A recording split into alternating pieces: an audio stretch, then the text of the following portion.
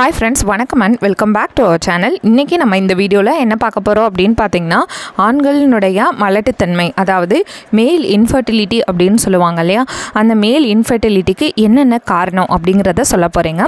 அதே மாதிரி இப்ப ஆண் மலட்டுத்தன்மை அப்படிங்கறத எப்ப வந்து டிசைட் பண்றாங்க அப்படினா ஸ்பெர்மோட கவுண்ட் வந்து கம்மியா இருக்குது. அதாவது விந்தணுனுடைய எண்ணிக்கை கம்மியா இருக்குது. விந்தணுனுடைய மூவ்மென்ட் வந்து கம்மியா இருக்குது. இந்த காரணங்கள் தான் பெரும்பாலும் பாத்தீங்கன்னா ஒரு மேல் இன்ஃபர்டிலிட்டிக்கு காரணம். அப்போ என்னென்ன விஷயங்கள் வந்து இருந்திருந்து அப்படின்னா அவங்களுக்கு வந்து இந்த ஆண் மலட்டுத்தன்மை உண்டாகுச்சு அப்படிங்கிறத பற்றி இந்த வீடியோவில் சொல்ல போகிறேங்க. அதே மாதிரி ஸ்பெர்ம் கவுண்ட் குறையிறதுக்கான காரணம் என்ன அப்படிங்கிறதையும் இந்த வீடியோவில் நம்ம பார்க்க போகிறோம்.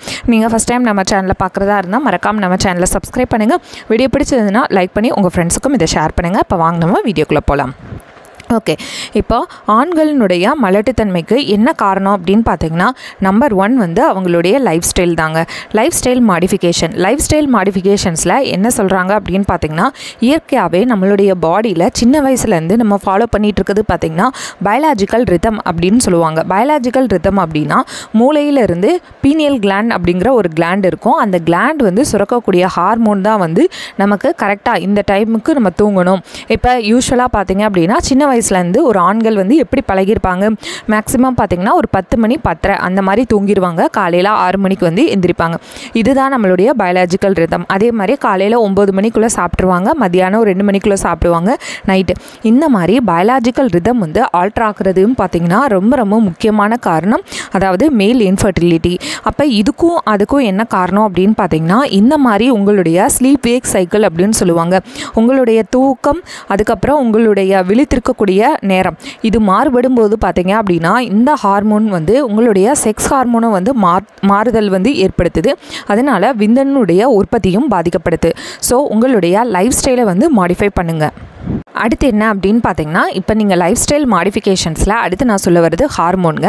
இந்த ஹார்மோன் பார்த்தீங்க அப்படின்னா டெஸ்டோஸ்டிரான் அப்படின்னு சொல்லுவாங்க. ஆணுடைய இனப்பெருக்க ஹார்மோன். இந்த ஹார்மோன் பார்த்தீங்கன்னா யூஸ்வலி 13-14 வயசில் வந்து உற்பத்தியாக ஆரம்பிக்கும்.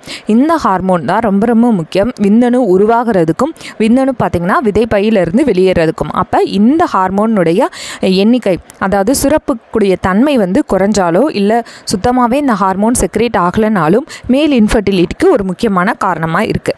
அடுத்து 3வது காரணம் என்ன அப்படின்னு பார்த்தீங்கன்னா ஹெல்த் இஷ்யூஸ். ஆல்ரெடி உங்களுக்கு உடம்பில் வேறு ஏதாவது ஹெல்த் இஷ்யூஸ், உங்களுக்கு ஏதாவது ஆக்சிடென்டலாக வந்து இடுப்பு பகுதிகளை வந்து அடிபட்டிருக்கலாம், இல்லை வந்து பார்த்திங்கன்னா மற்ற ஏதாவது உடல் உபாதைகளுக்கு நீங்கள் மாத்திரைகள் எடுத்துகிட்டு இருக்கலாம், ஸ்டீராய்டு மாத்திரை அந்த மாதிரி.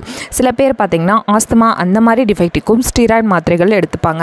அந்த மாதிரி ஹெல்த் இஷ்யூஸ்னாலையும் உங்களுக்கு மேல் இன்ஃபர்டிலிட்டி வர்றதுக்கான வாய்ப்புகள் இருக்குது.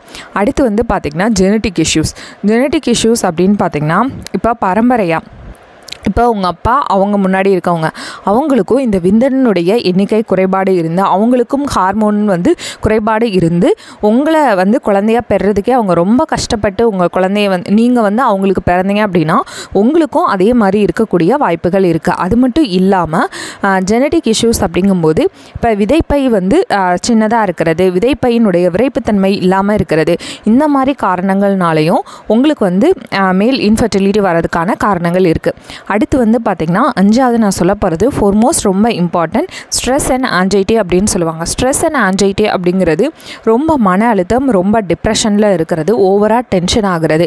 இது மூலமாகவும் உங்களுடைய ஹார்மோன் உற்பத்தி குறைஞ்சி உங்களுக்கு வந்து விந்தணு உற்பத்தி வந்து கம்மியாக இருக்கலாம். அடுத்து வந்து பார்த்திங்கன்னா ஃபிசிக்கல் ஃபேக்டரில் என்ன அப்படின்னா இப்போ நீங்கள் எக்ஸசைஸே இல்லாமல் நல்ல ஒபீஸாக நல்லா சாப்பிட்டு ஒரே உட்காந்த மாதிரி ஒர்க் பண்ணுறவங்களா இருந்தீங்க அப்படின்னாலும் உங்களுக்கு வந்து மேல் இன்ஃபர்டிலிட்டி வர்றதுக்கான வாய்ப்புகள் இருக்குது.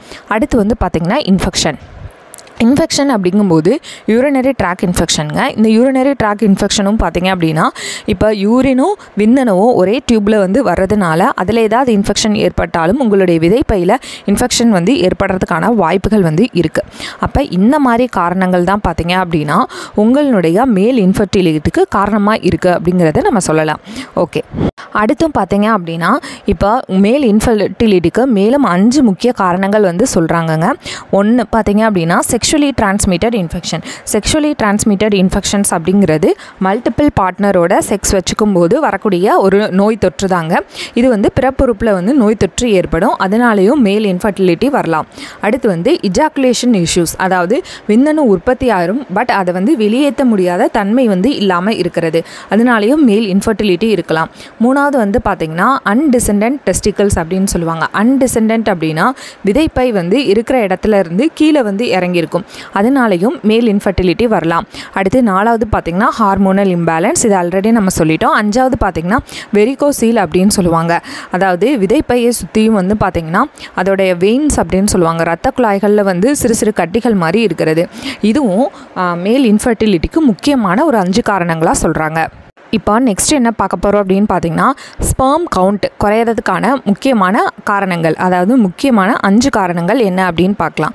இப்போ ஸ்பெர்ம் அப்படிங்கிறது விந்தணுங்க. இந்த விந்தணு உற்பத்தி வந்து எதனால் பாதிக்கப்படுது அப்படின்னு பார்த்தீங்கன்னா, நீங்கள் அளவுக்கு அதிகமான ஸ்மோக்கர், க்ரானிக் ஸ்மோக்கராக இருந்தீங்க அப்படின்னா விந்தணு உற்பத்தி வந்து பாதிக்கப்படுது. அதே மாதிரி எக்ஸசிவ் கன்சப்ஷன் ஆஃப் ஆல்கஹால், நீங்கள் மது பழக்கத்திற்கு அடிமையாக இருந்தீங்க, அதாவது ரொம்ப மது அதிகமாக இருந்துடக்கூடிய பழக்கம் இருக்குது அப்படின்னாலும் உங்களுக்கு ஸ்பெர்ம் கவுண்ட் குறையிறதுக்கான வாய்ப்புகள் இருக்குங்க. அடுத்து மூணாவது பார்த்தீங்க அப்படின்னா working with the laptop on your lab, அதாவது நம்ம மடியில் வந்துட்டு கீப்பான் வந்து ரொம்ப ஹீட் ஜென்ரேட்டர் இருக்கக்கூடிய ஒரு எலக்ட்ரிக்கல் ஐட்டம் லேப்டாப் இந்த மாதிரி வச்சு கீப்பான் நம்ம யூஸ் பண்ணும்போது அதனுடைய வெப்பத்தினாலேயும் விந்தனுடைய உற்பத்தி வந்து பாதிக்கப்படலாம். அடுத்து வந்து பார்த்திங்கன்னா நீங்கள் ஃப்ரீக்வெண்ட்டாக ஹாட் ஷவர்ஸ், ரொம்ப சூடான தண்ணியில் குளிக்கிறவங்களா இருந்தாலும் உங்களுக்கு வந்து விந்தனுடைய எண்ணிக்கை கம்மியாக இருக்கலாம். அடுத்து ரொம்ப டைட்டான அண்டர்வியர் வியர் பண்ணுறவங்களா இருந்தாலும் விந்தனுடைய உற்பத்தி வந்து பாதிக்கப்படுதுங்க. ஓகே, இந்த வீடியோவில் மேல் இன்ஃபர்டிலிட்டிக்கான காரணம், விந்தனுடைய உற்பத்தி கம்மியாகிறதுக்கான காரணங்கள் பற்றி பார்த்தீங்க. இந்த தகவல் உங்களுக்கு போதுமானதாக இருந்துச்சு அப்படின்னு நினச்சிங்கன்னா மறக்காம நம்ம சேனலை சப்ஸ்கிரைப் பண்ணுங்கள். வீடியோ பிடிச்சிருந்ததுன்னா லைக் பண்ணி உங்கள் ஃப்ரெண்ட்ஸ்க்கும் ஷேர் பண்ணுங்கள். தேங்க்ஸ் ஃபார் வாட்சிங் அவர் சேனல்.